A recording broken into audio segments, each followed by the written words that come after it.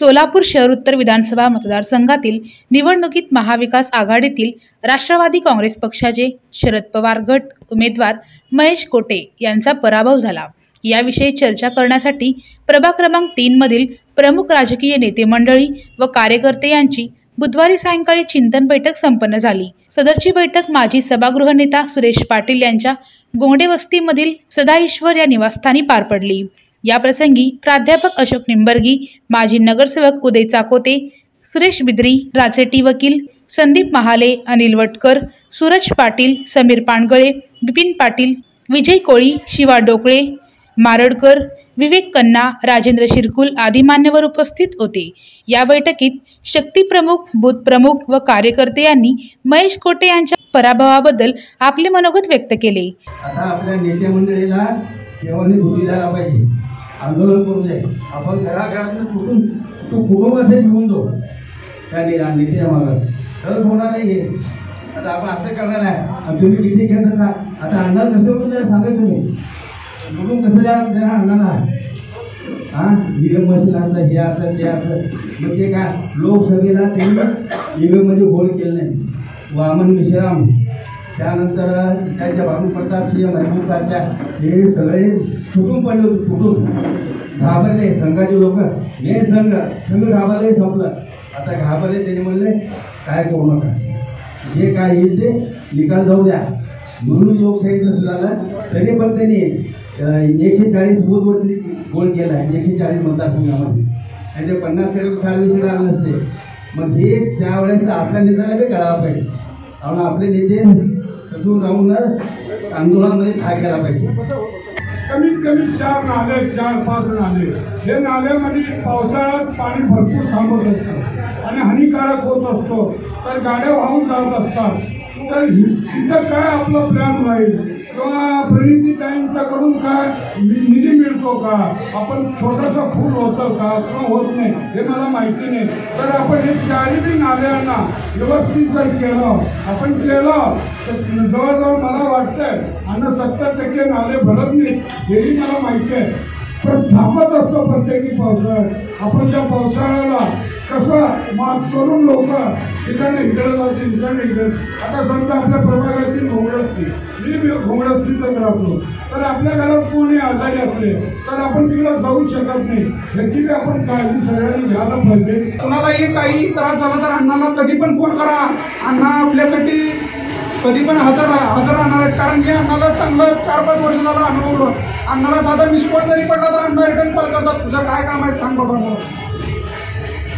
कुणी कुणाला आपल्याला येऊन कुठल्या दुसऱ्या पक्षाचे लोक जर दमदाटी करत असतील तर अण्णांना कधी पण फोन करा, आम्ही देखील तुमच्यासाठी कधी पण आम्ही हजर राहणार आहे।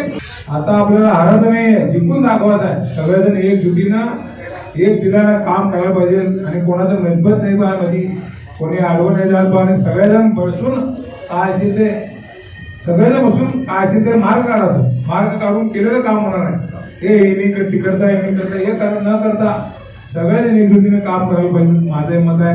आणि कसं माहिती आहे का, आता आपल्याला थोडं कार्यक्रम घ्यावं लागेल, प्रत्येक याच्यामध्ये थोडं कुठे शहर असते म्हणा, इंद्रासनमध्ये म्हणा, सगळ्याला झाले ते शिकू दे। पुढचं आपल्याला सगळ्यांना जे काम वाटून द्यायचं ते वाटून द्या।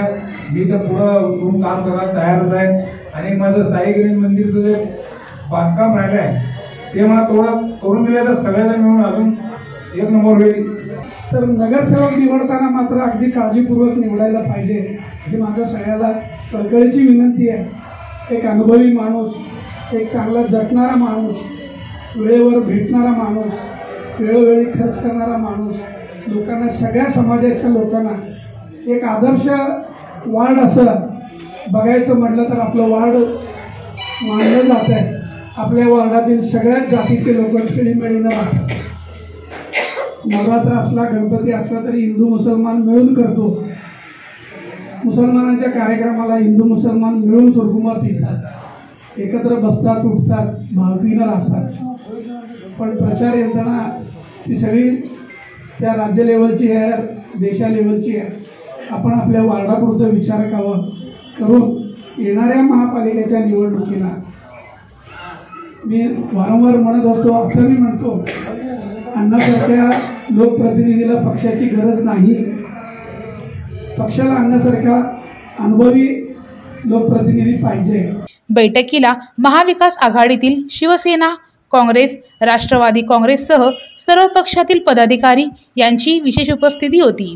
डिसेंबर 2024 पासून निवडणुकीत विजयश्री केचून आणण्यासाठी हर घर चलो अभियान राबविण्यात येणार आहे, असा संकल्प केल्याची प्रतिक्रिया माजी सभागृह नेता सुरेश पाटील, माजी नगरसेवक उदय चाकोते, प्राध्यापक अशोक निंबर्गी, राचेटी वकील यांनी दिली. आपण इथं बसलेले सर्व मुंगी आहोत. मुंगी, काळी मुंगी समजा, लाल मुंगी समजा. उंचावर साखर दिसतंय मुंगीला, साखर खाण्यासाठी ते धडपडत आहे, वरपर्यंत जाते, वरनं परत ते पडतंय खाली. पण शेवटी ती मुंगी आपली जिद्द सोडत नाही, सारखा वरती जाण्याचा प्रयत्न करून शेवटी 5व्या प्रयत्नात का होईना, 6व्या प्रयत्नात का होईना, साखर, त्या साखरेला मुंगी शिवतेच. तसं आपल्या सर्वांचं जिद्द त्या मुंगीसारखं पाहिजे. आपण खचून न जाता यापुढं परत नव्यानं आपण जोमानं कामाला लागायचं आहे. हे मी का म्हणतो, तर इथं बसलेला प्रत्येक कार्यकर्ता हा भावी नगरसेवक आहे.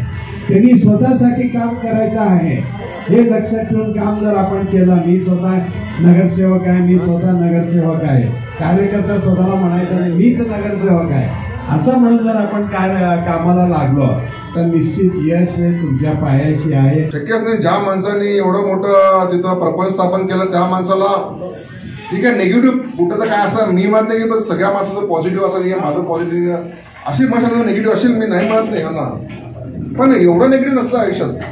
एवढं त्यांनी या माणसाने एवढं मोठं प्रपंच आम्ही त्या भाषणात करून दाखवले तिथं की तुम्ही जर चुकीचं मतदान केलं तर तुम्ही इडे म्हणलो की ज्या माणसांनी 50 लिटरचं टाकी स्थापन केलं आणि त्या माणसाला तुम्ही मत देत नाही, मग तुमचा इथं फायदा नाही म्हणलो, कामाचं व्हॅल्यू नाही तर मग अवघड आहे म्हणलो. मग ज्या माणसाने खरंच काय काम केलं नाही मग तुझी व्हॅल्यू आहे का, ते आपण लोकांना समजून सांगायला लागेल. काम करण्याची व्हॅल्यू नाही आणि न काम करण्याचं व्हॅल्यू आहे का, हे लोकांना आज उद्या चित्र स्पष्ट होणार आहे.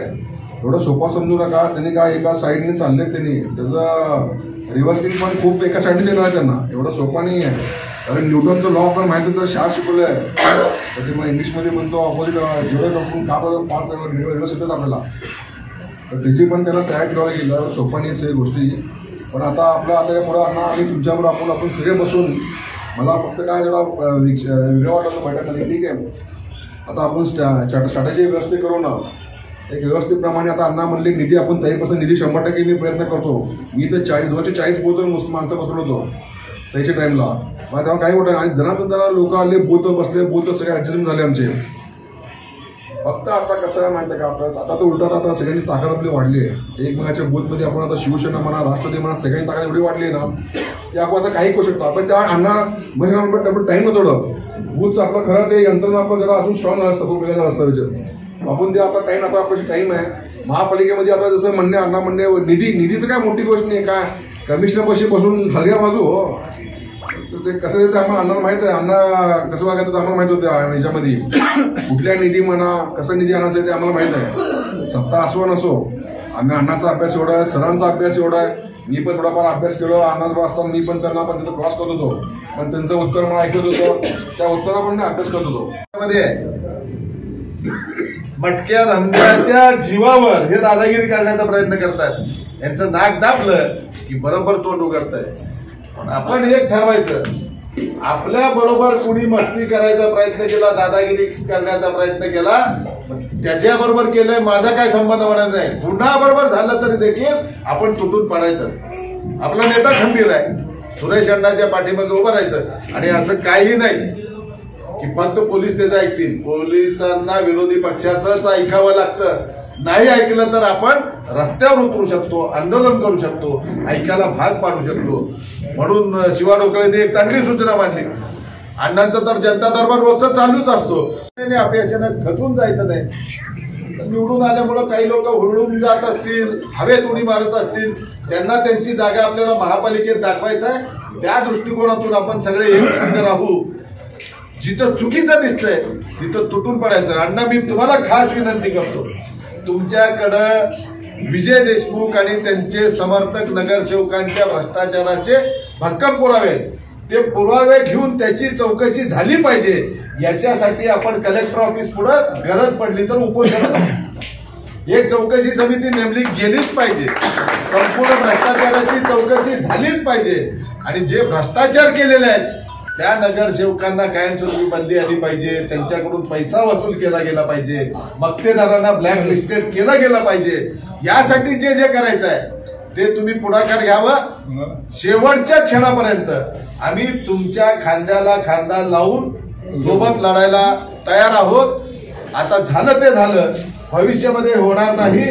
महानगरपालिकेच्या निवडणुकीमध्ये यांची स्वप्न पूर्ण होणार नाही याची खबरदारी आपण एकत्र राहिली तर, संघटित राहिलो तर नक्कीच आपल्याला यश येईल. पण कुणी घाबरून जायचं कारण नाही. हे काय उगीच लोक म्हणत नव्हते. तुम्ही सगळ्यांनी मिळून फार मोठं कष्ट केलेलं होतं. महेश अण्णांनी मागील 4-5 वर्षामध्ये प्रचंड जनसंपर्क ठेवला. महापालिकेच्या माध्यमातून प्रत्येक समाज घटकाला काही ना काही देण्याचा प्रयत्न केला. विशेषतः तेलुगू समाजामध्ये एक जागृती निर्माण करण्याचा प्रयत्न महेश अण्णांनी केला आणि या सगळ्यांचा परिपाक म्हणून महेश अण्णा 100% निवडून येतील असं वाटलेलं होतं. माझं तर या गोष्टीवर अजिबात विश्वास नाही की महेश अण्णांचा पराभव झाला आणि विजय देशमुख निवडून आले. त्या गोष्टीवर माझा विश्वास बसणं शक्य नाही.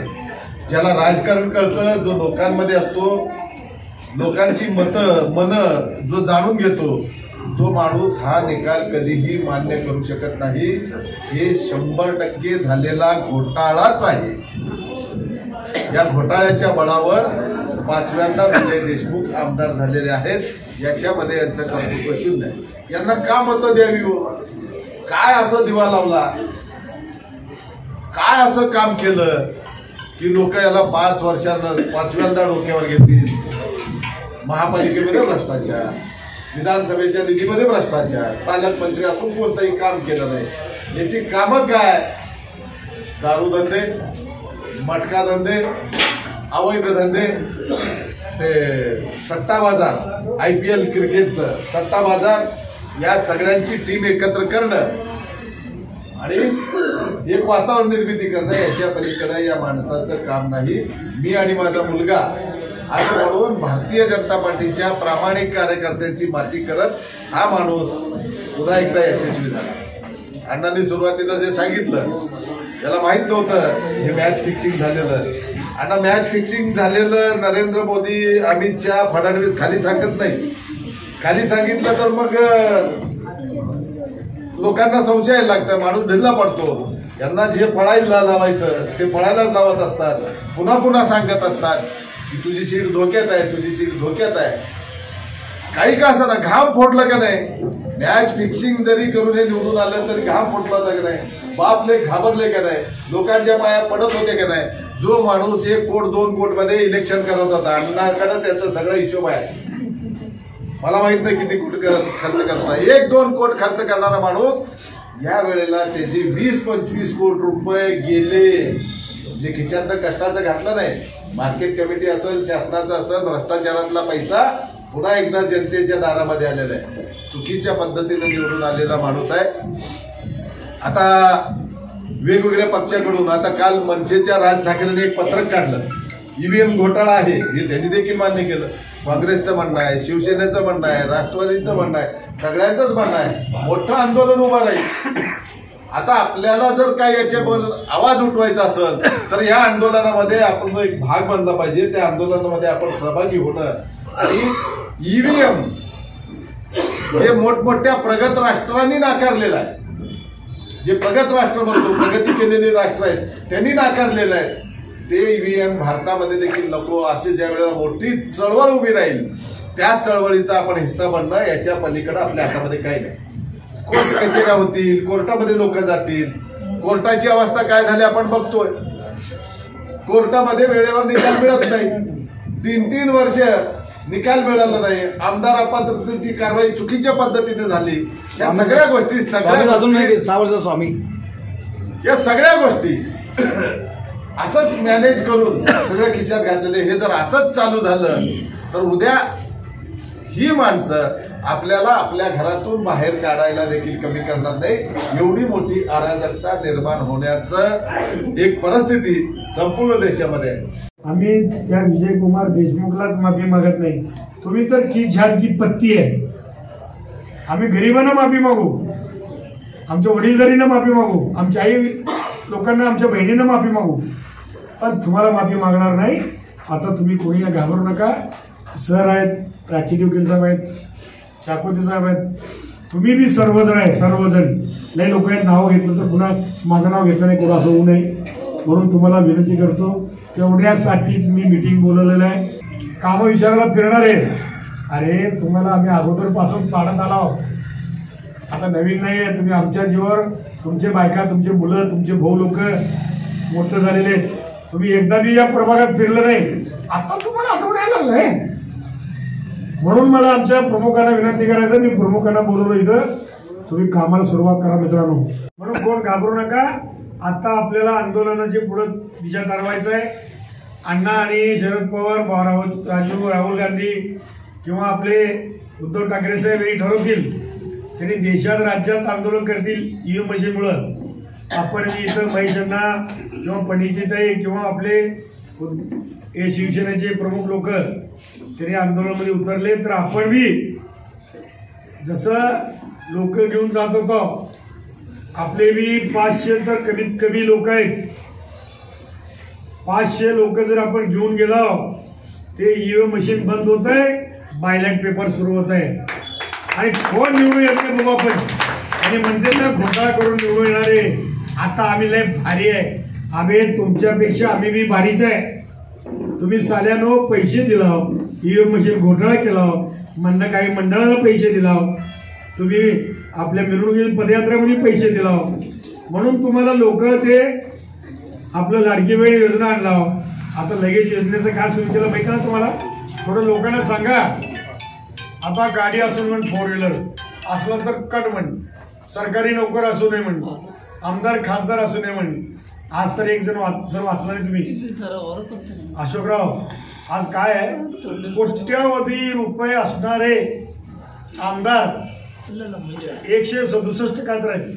म्हणजे 288 मध्ये 167 कोट्यावधी आहेत. आणि ते कोट्यावधी आमदार आता सर काम करत आहे. सरकारी नोकर अजून आपले कोण आहेत, त्यांना पेन्शन ग्रॅज्युएटी फंड अलीकडे बंद झालाय.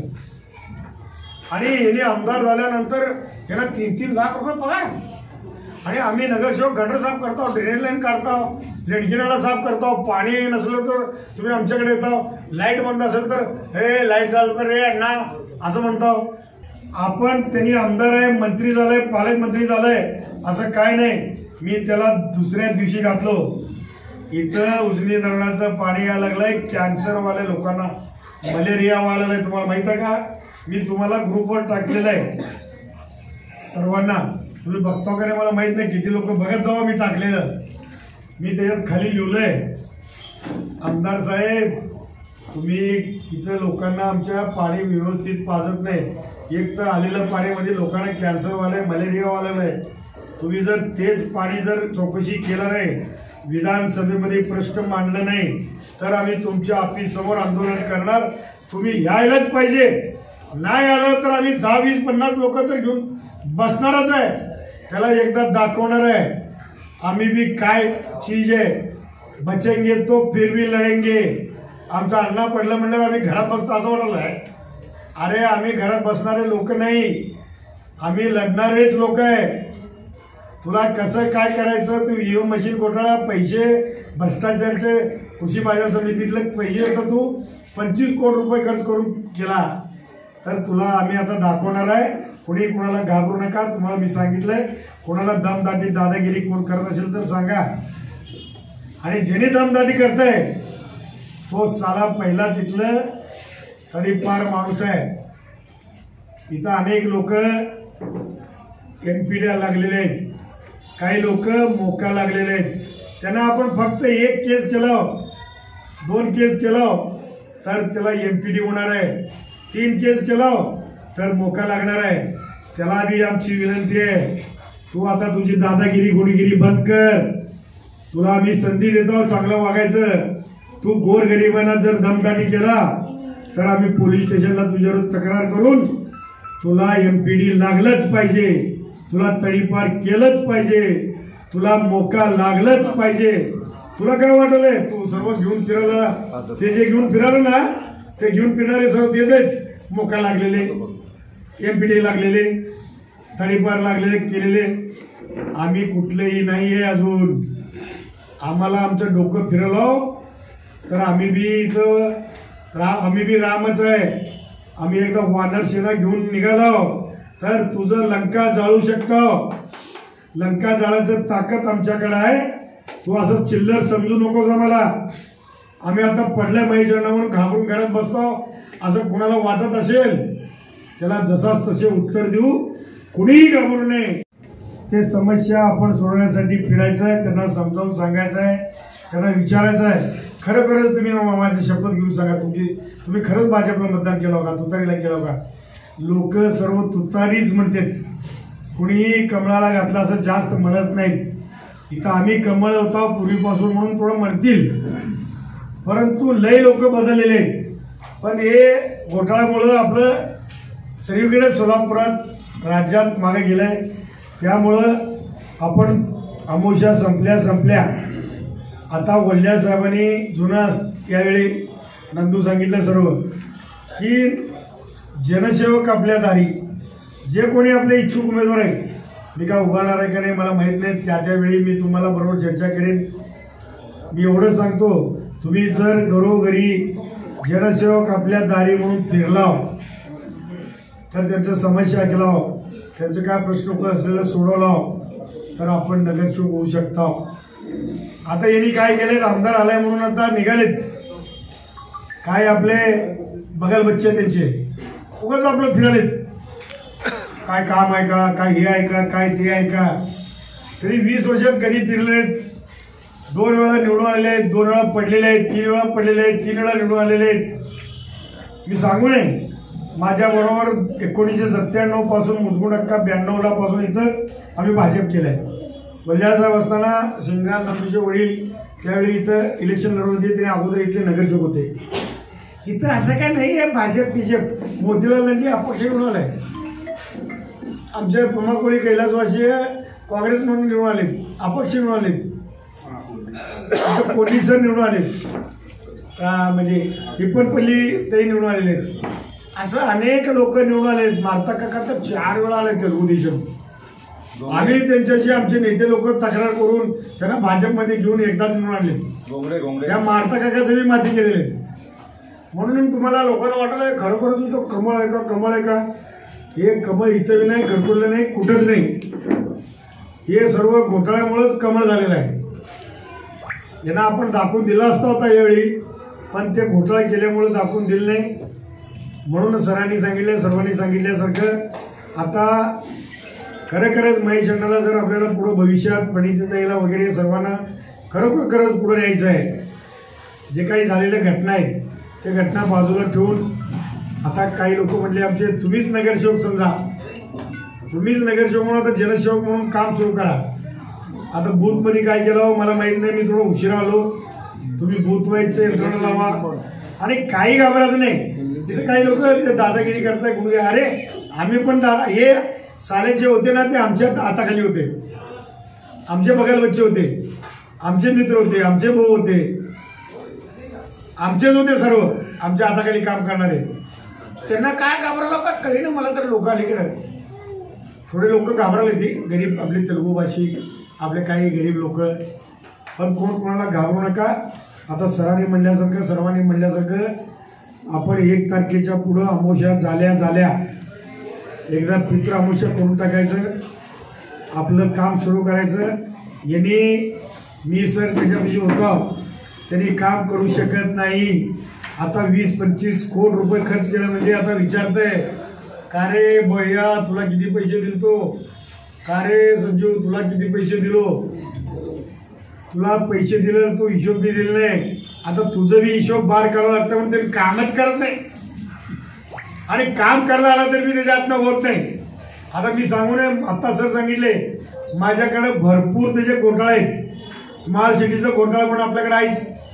त्यांनी जे रस्ते केले त्याचं घोटाळा पण आपल्याकडे आहेत. 6 महिन्यात रस्ता खराब होत आहे. आमदार केल्यावर काय खराब होत आहे त्यांनी ते नगरसेवकांना देत आहे. आता आमचं सुरेश पाटील नाहीये, त्या नगरसेवकांना देत आहे, इथल्या नगरसेवकांच्या नवऱ्यांना देत आहे, तिथल्या कुठल्या तरी कार्यकर्त्यांना देत आहे. या चिंतन बैठकीची चर्चा राजकीय वर्तुळात चांगलीच रंगल्याचे चित्र दिसून येत आहे.